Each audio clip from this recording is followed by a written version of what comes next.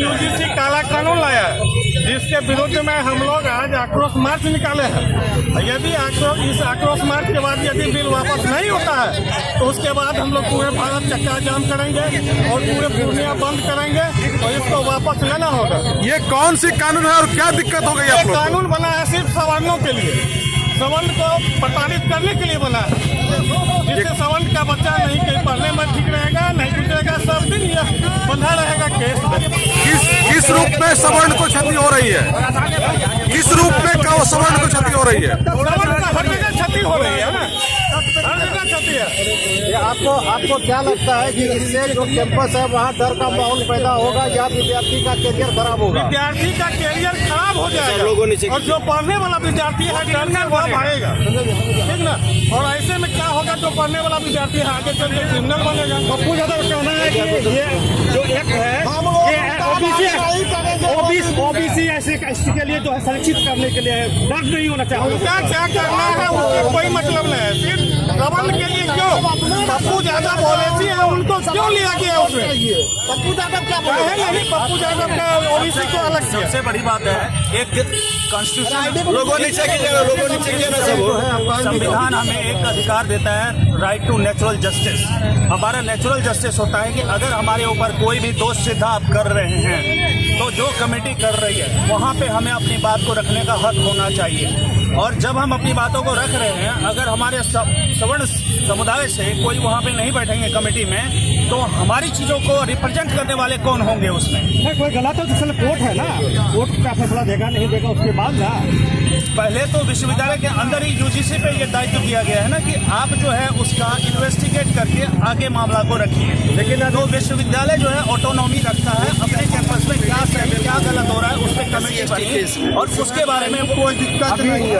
सामान्य कानून बनाइए ना, सबके बराबर बनाइए। तो थोड़ा रुकना चाहिए था पीआई में, सुप्रीम कोर्ट कानून बराबर होना चाहिए। सुप्रीम कोर्ट भारत की सर्वोच्च संस्था है, हम सबका उन पर विश्वास है, हम लोग जरूर उसकी प्रतीक्षा कर रहे हैं, वो हमारे हक को जरूर देखेंगे। और जैसा कि भाई अभी बता रहे थे, अगर हमारे हक में नहीं होता है तो हम लोग इससे बृहद स्तर पे सड़क ये जो कानून बना है, ये जो कानून बना है इसके लिए आप लोग क्या मोदी जी को और अमित शाह जी को जिम्मेदार मानते हैं? जिम्मेदार है, कारण को वही सरकार चला रहे हैं, उन्हीं के सिस्टम से पूरा सिस्टम चल रहा है, तो आप कैसे नहीं दोषी? हम लोग को ये भी नहीं है, अगर कोई कानून बनाना है तो सबके लिए हम बना दीजिए, सबके लिए समान होना चाहिए। क्या जरूरी है इसमें भी कास्ट वाइज डिफरेंस करने का? अपने कानून बना दीजिए, सब पर लागू होगा।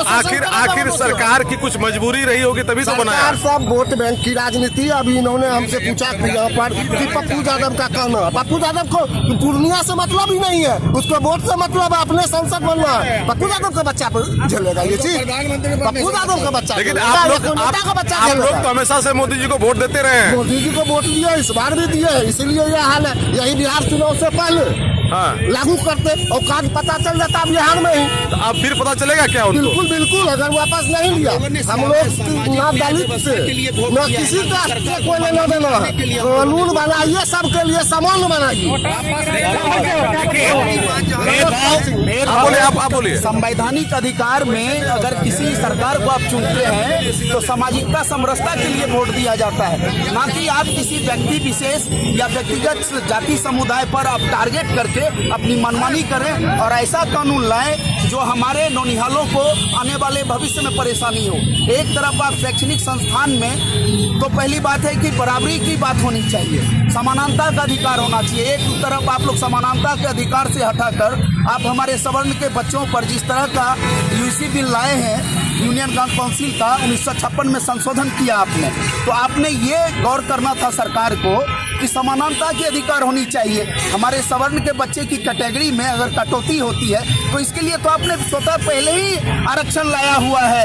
आप मनमानी की बात करते हैं। तो जिस समय SC/ST एक्ट कानून का संशोधन सरकार ने किया, अभी मीडिया के माध्यम से हमारे मीडिया भाई बंधु ने हमारे सहभागियों को पूछा, तो मैं ये सवाल करना चाहता हूँ आप चैनल मीडिया के माध्यम से, आप पत्रकार भाइयों को एक बात कहना चाहता हूँ कि अगर SC/ST कानून के संशोधन में कोर्ट की अवमानना की गई तो इस सरकार पर सुप्रीम कोर्ट ने क्यों नहीं केस दायर किया?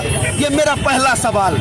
मेरा दूसरा सवाल है कि शैक्षणिक संस्था हो या अन्य सुविधाएं जो बच्चों को मिलती है उसमें समानता अधिकार क्यों नहीं करते हैं? और तीसरा सबसे ज्वलंत चीज है आरक्षण सबों को मिले। मैं भी चाहता हूं मुझे मिले, OBC समाज के भाइयों को मिले, SC/ST को मिले, लेकिन वो आर्थिक आधार और जातिगत आधार पे होनी चाहिए।